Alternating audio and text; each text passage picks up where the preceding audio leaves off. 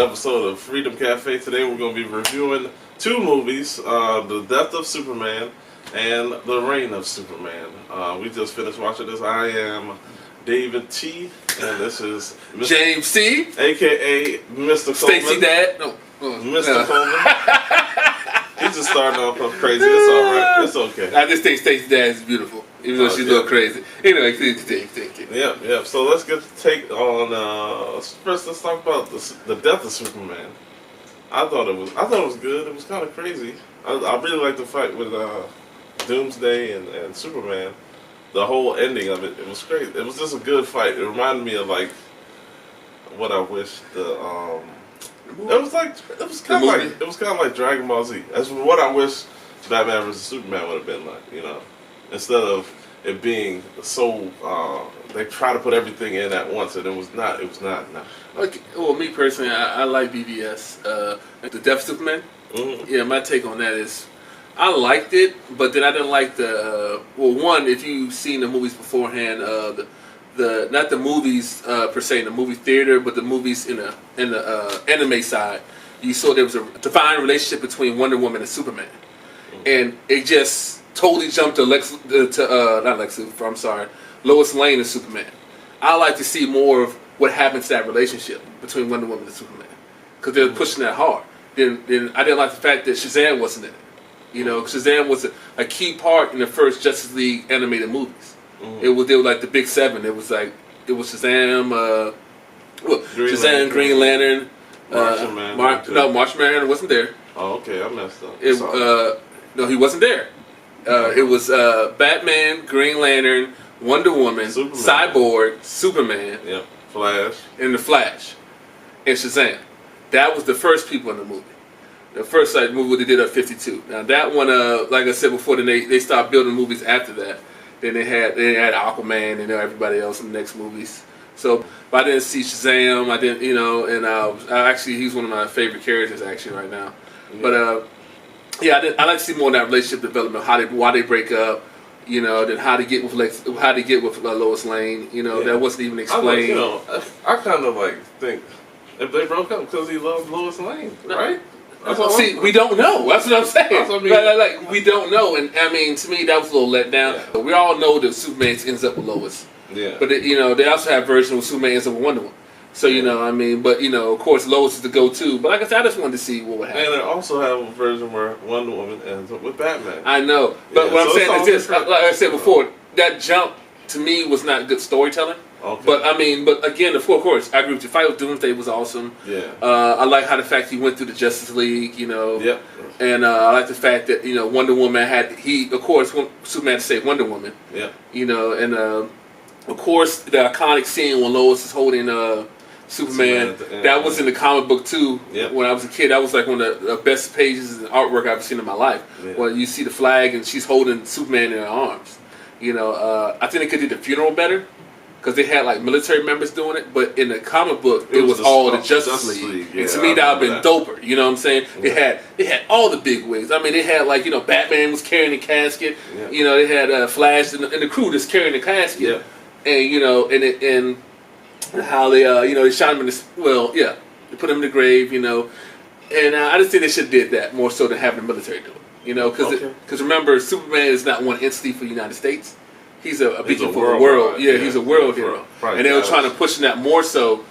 Have you seen certain scenes where he stands in space and listens to the whole world to see what's going on?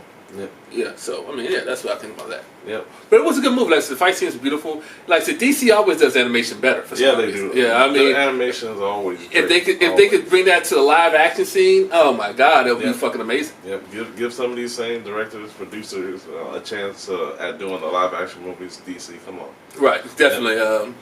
Y'all see that, please. All right. This reign of Superman. I thought it. I liked it. It did get kind of slow in the middle part, but like right around when Lois was trying to figure out all of these things, Mr. Coleman, he pointed out that, or Mr. What do you want to call him? Or do you want to say Stacey Dash? All right. Yeah. So Stacey Dash said, Mr. Coleman said that that it was just like how did she come to the fact that it was Hank Henshaw, that how she jumped instantly there without any evidence. I thought it's a comic book movie. I want to take it as that. Until he pointed it out, it made me think like, yes, you got to have more evidence if you're going to do something like that. You got to be more clear with it if you're going to jump to that conclusion. It does go along with with the origin of Cyborg Superman, and I just think they could have did that in a better way. Yeah, I mean, like I said before, to me that part was a little bit bad story. But I understand they're trying to condense all this stuff into into a 2-hour movie. How long's the movie? Like hours, like an hour and some change. You're trying to condense all this in there, but to me, I think it takes away from the movie. Her making these scenes, like she said, "I know you were still." Like the part of the movie where she was like, "I know you were still." Oh, spoiler alert.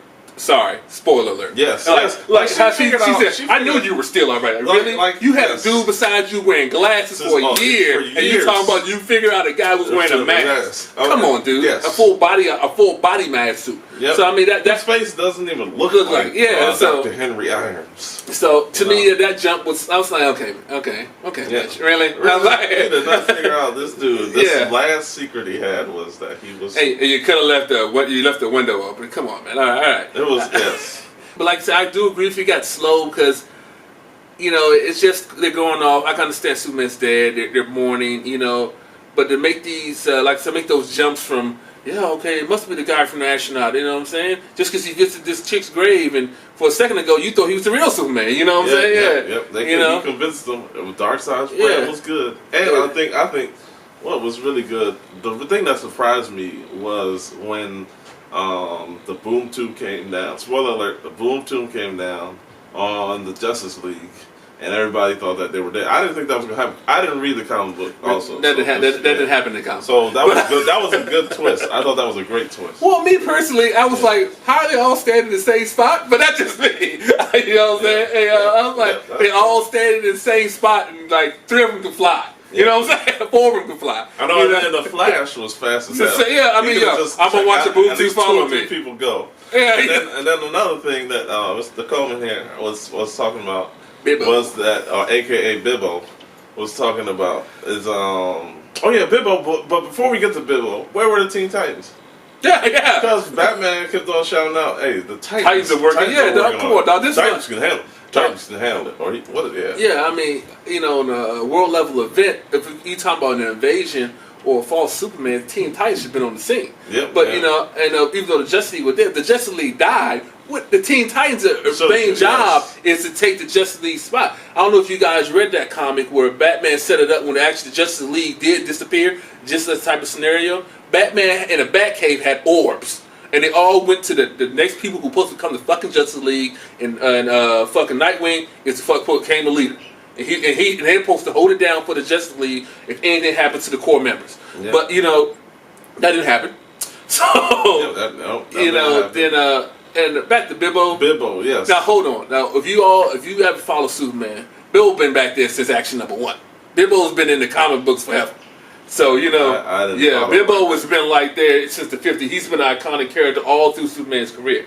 Yeah. But in the last couple movies, they've been trying to pushing him hard on the Superman trail. Yes. But I like what they're doing somewhat because they're saying everybody should be a hero for themselves. You don't need anybody else to be a hero for you. Yeah.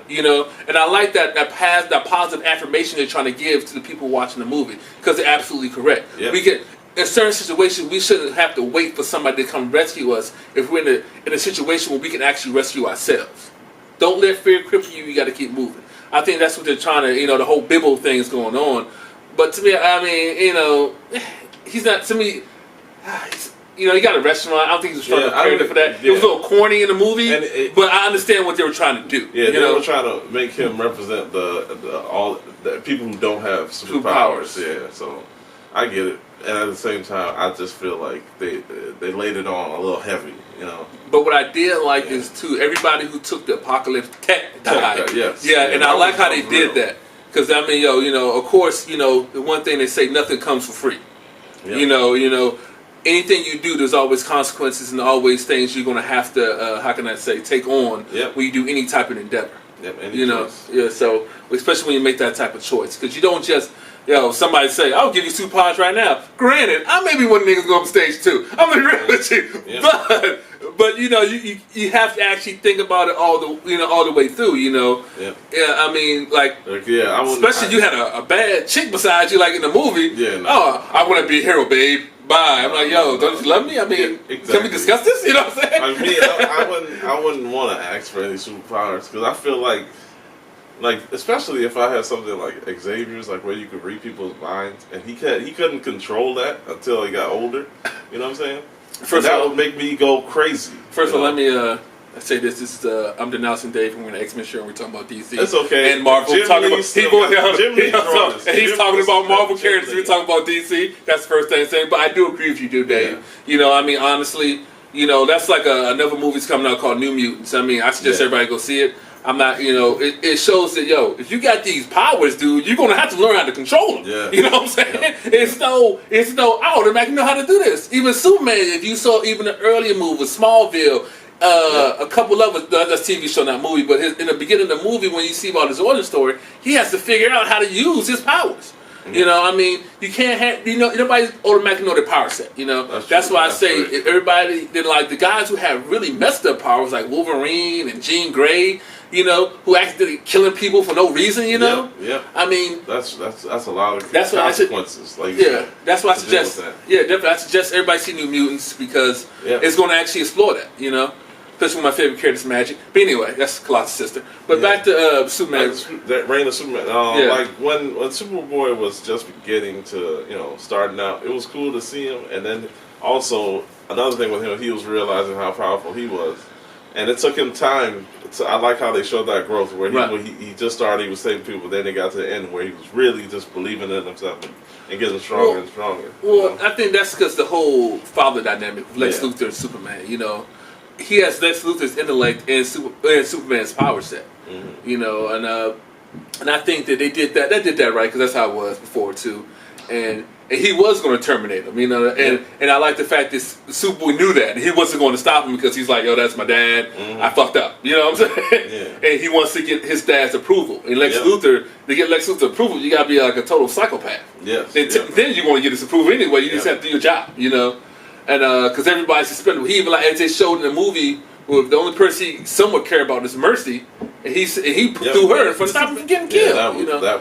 Classic. That's Lex Luthor. You know what I'm saying? And even though Mercy's his trusted aide and bodyguard, that's been with him forever. So I mean, then when he finds, I like the fact because I know in Young Justice when Superman found out that Connor was his clone, he ostracized him. In this movie, he actually said, he's coming with me. He's part of me. We're gonna rock. Yeah, I like that. But I like the realism in Young Justice, how he was like, this is heavy, dude. You gotta give him some time. You know what I'm saying? Yeah. Accept that whole thing. Just chill out for a second. Don't call me dad. I know you might, but I like how, as you see in the next season, he became basically not his son, but his little brother. And I like how they did that dynamic, how they actually came together.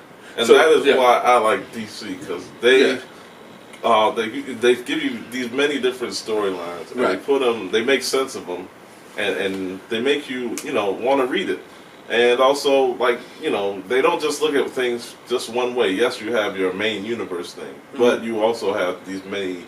They allow their writers to go wherever they want to go. DC does the same. Marvel does good. All right, but DC is way better at the writing. Well, I'm wearing the X-Men shirt and Marvel guy, but I'm saying Batman and Batman and the writers that they have at DC are great. They're great too.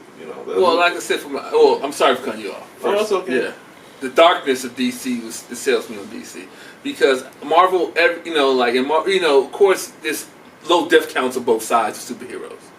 But DC's been getting darker recently, especially with The Watchmen, and if you've seen that movie, great series. We won't get into it, but HBO got a Watchmen show coming out soon too. Yeah. But as you see, Wozniak, the guy Wozniak, I think I said his name wrong, but how he found out that how Mr. the blue guy, I forgot his name, Mr. Manhattan, how he took all the world's hate, because he said the realest thing to unify the world everybody has to hate something. You know what I'm saying? Like, and I do believe that wholeheartedly. You know what I mean?